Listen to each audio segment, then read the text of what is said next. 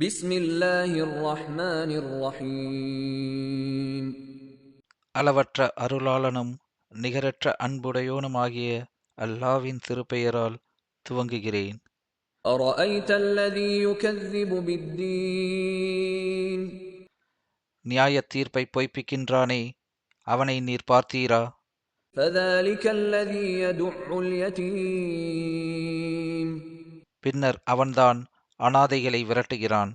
ولا يحض على طعام المسكين மேலும் ஏழைக்கு உணவளிப்பதின் பேரிலும் அவன் தூண்டுவதில்லை. فويل للمصلين இன்னும் கவனமற்ற தொழுகையாளிகளுக்கு கேடுதான்.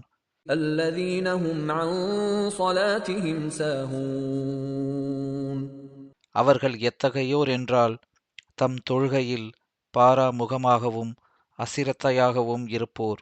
الذين هم يراءون அவர்கள் பிறருக்கு காண்பிக்கவேதான் தொழுகிறார்கள்.